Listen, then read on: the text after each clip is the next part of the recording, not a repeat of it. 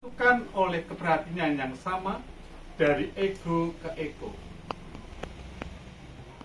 Ini titik awal di mana pola hidup yang senantiasa akan juga merambat bukan hanya hubungan sosial dengan sesama manusia, tetapi juga perlakuan terhadap alam. Ketika kita masuk dalam kehidupan sehari-hari, maka ya akhirnya kata mau menang sendiri itu sangat dominan. Lalu semakin ditunjukkan kurang empati dengan sesama. Ketika dengan sama aja tidak empati, apalagi dengan lingkungan kan. Ya. Lalu sulit untuk mengalah.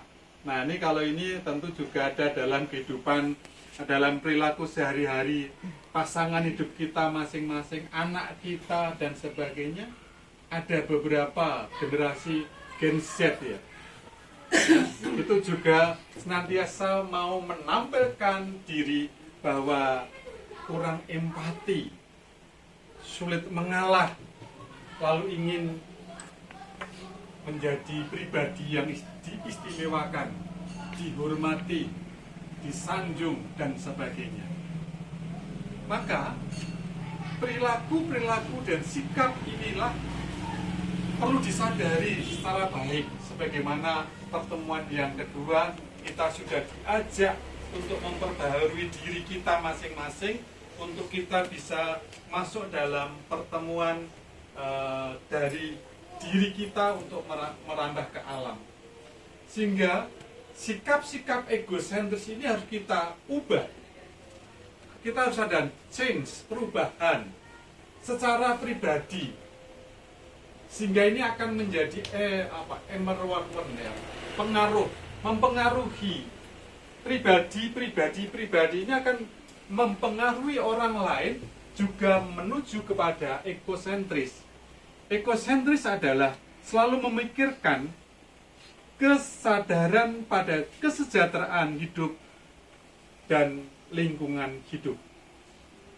Maka tindakan yang menghargai alam sebagaimana bacaan hari ini, sebagai satu Allah yang menciptakan alam baik adanya, maka kita juga harus satu kesatuan yang utuh, bukan sekedar alat untuk pemuasan kebutuhan manusia, tetapi pemeliharaan lingkungan hidup itu mencakup adanya pelestarian ekosistem. Ada beberapa gerakan dari WK yang berpusat ada di Pasar Kemis sana kalau nggak salah, itu adalah membuat sampah makanan yang organik menjadi pupuk organik, menjadi ekoenzim untuk menyiram tanah-tanah yang tandus karena obat-obat atau pupuk-pupuk pestisida. Dan itu sebagian dikontribusikan secara cuma-cuma kepada masyarakat sekitar, tapi sebagian juga untuk penghidupannya, mencari nafkah dari itu. Inilah bagian. Saya kira kalau yang Ibu WK nggak tahu, istri saya sebagai ketua WK sudah menyampaikan nggak gambaran ini kepada Bapak Ibu ketika ketemuan arisan, apakah hanya membagi duit aja saya nggak tahu. Tapi harusnya ada hal edukasi ini sebagai semangat kita bergerak bersama, satu tujuan, mau merawat bumi. Maka kulit-kulit sampah itu sebenarnya kalau Bapak Ibu sudah, istri saya sebagai ketua ranting ini menyampaikan, harusnya sudah melakukan ya, untuk menyiram tanaman, untuk menyiram tanah yang tandus, maka itu akan menjadi lebih subur. Itu bagian dari salah satu pelestarian ekosistem. Yang kedua, bahwa kita perlu juga menekankan gaya hidup yang ramah lingkungan.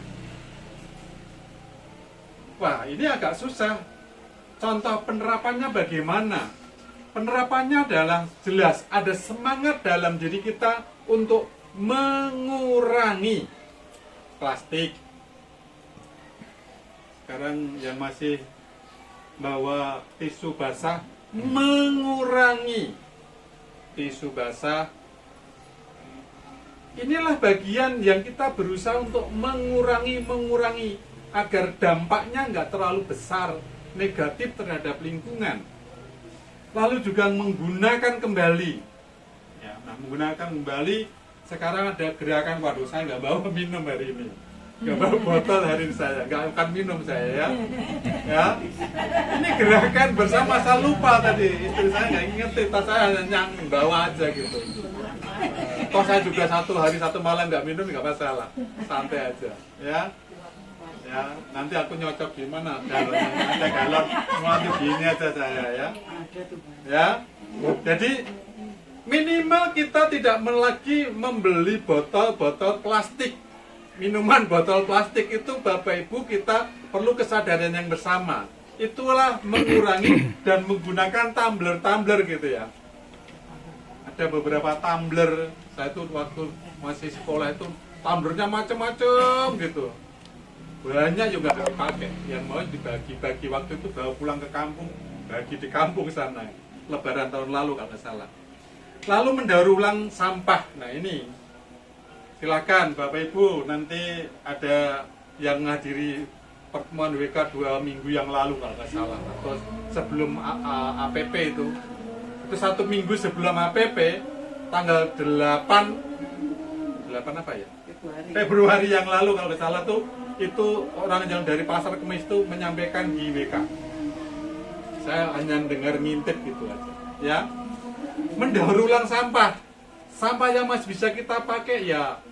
Kalau contohnya mungkin Budi Daryanto udah dibuat pupuk kulit pisang ini, nanti jangan dibuang. Masukkan di apa itu tumbuh-tumbuhan itu, saya kira juga akan menjadi pupuk. Gitu. Syukur-syukur dirawat lama supaya jadi benar-benar pupuk organik. Lalu juga meminimalis dampak negatif.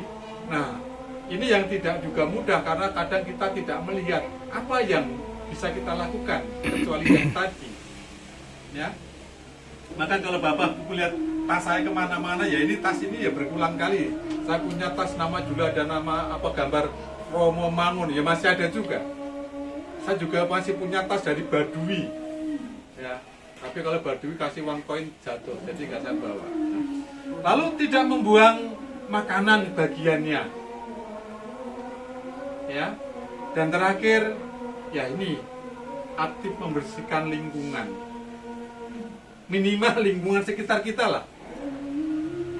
Itu contoh tindakan kita mau menghidupi dari ego menjadi eko.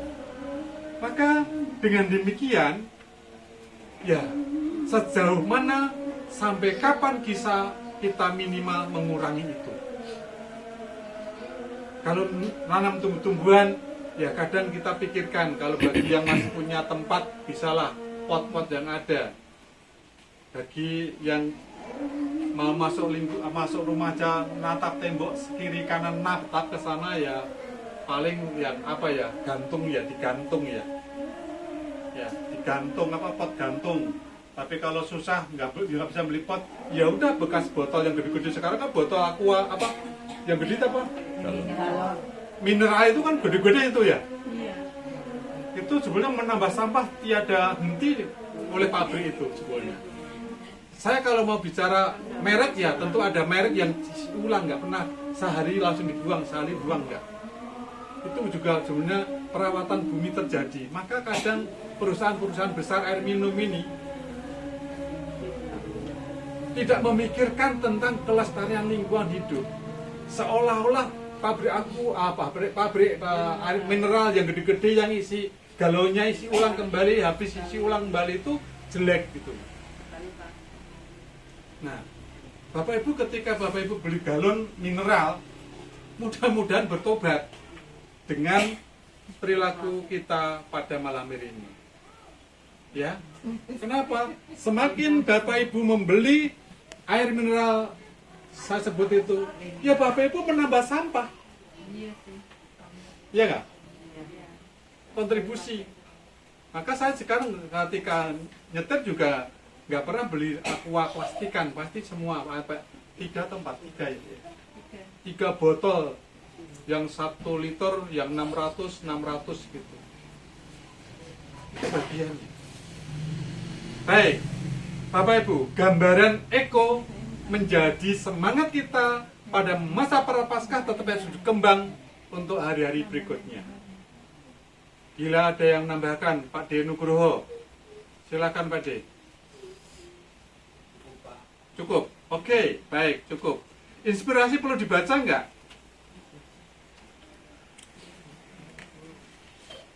Kalau yang inspirasi, saya ngambil paling bawah aja ya. Bait Alenia yang ketiga, satu, dua, tiga. Mulai dari bersama-sama. Bersama-sama mereka membangun rumah edukasi pilah sampah bukan sekedar tempat pengumpulan. Mereka menciptakan sebuah ekosistem melalui program unggulan seperti Recycling Point atau titik pengumpulan sampah daur ulang. Ini yang kita rencanakan masa Advent kemarin belum terjadi Pak Himawan ya. Mengumpulkan sampah nanti bisa untuk ziarah belum jadi toh. Ini harusnya kalau kita mau setuju ya ayo.